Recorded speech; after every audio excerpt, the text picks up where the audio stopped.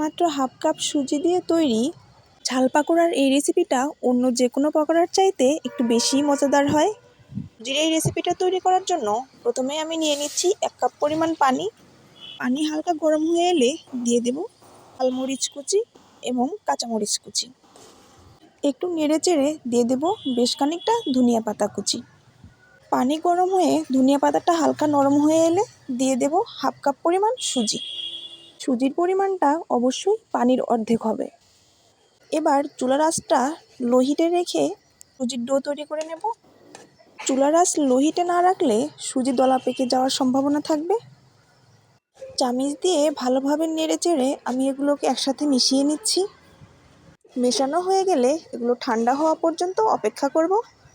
দেখতে পাচ্ছেন সুজির সাথে ধনিয়া পাতা এবং কাঁচামরিচ কুচিগুলো খুব ভালোভাবে মিশে গেছে। এবার নিয়ে নিচ্ছি একটি বড় সাইজের সিদ্ধ করা আলু, নিয়েছি হাফ কাপ পরিমাণ পেঁয়াজ কুচি, রসুন কুচি এবং স্বাদমতো লবণ। সিদ্ধ আলুগুলোকে আমি হাত দিয়ে ভালোভাবে ম্যাশ করে নিচ্ছি। এরপর কাঁচামরিচ এবং রসুন কুচির সাথে এগুলো ভালোভাবে মেখে নেব। মাখানো হয়ে গেলে দিয়ে দেব এক চামচ কর্নফ্লাওয়ার, খানিকটা বেসন, আপনারা চাইলে চাউলের গুঁড়োও ইউজ করতে পারেন। এদিকে আমার সুজি ঠান্ডা হয়ে এসেছে, এগুলোকে আমি মিশ্রণের সাথে দিয়ে দিচ্ছি। এবার সবগুলো উপকরণকে আমি খুব ভালোভাবে হাত দিয়ে মিশিয়ে নেব। সুজি এবং আলু একসাথে মিশিয়ে একটা চিটচিটে ভাব তৈরি হয়েছে। ভালোভাবে মাখানো হয়ে গেলে চিটচিটে ভাব দূর করার জন্য আমি দিয়ে দেব খানিকটা সরিষার তেল। সরিষার তেলের বদলে আপনারা চাইলে বাটার অথবা সয়াবিন তেলও ইউজ করতে পারেন।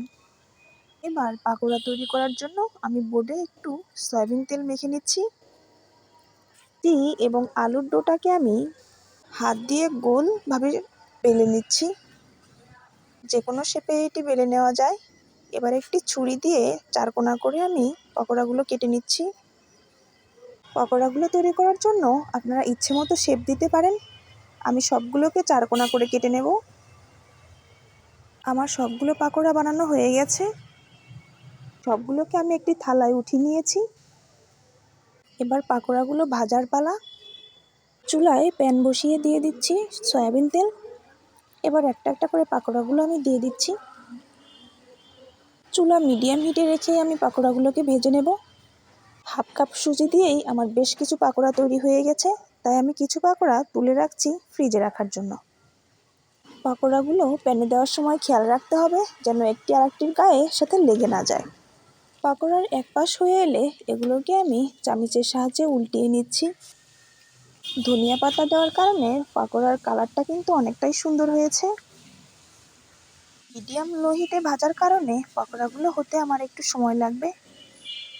সবগুলো পাকোড়াকে উল্টে পাল্টে আমি ভেজে নিচ্ছি। দুই পাশ সমানভাবে ভাজা হয়ে গেছে। এবার একটি ছাঁকনির সাহায্যে এগুলোকে আমি তুলে নেব। পাকোড়াগুলো কিন্তু খানিকটা ফুলকো হয়ে এসেছে। তেল ঝরিয়ে এবার এগুলোকে আমি নামিয়ে নিচ্ছি। বাকি পাকোড়াগুলোকেও আমি সেম প্রসেসেই ভেজে নেব।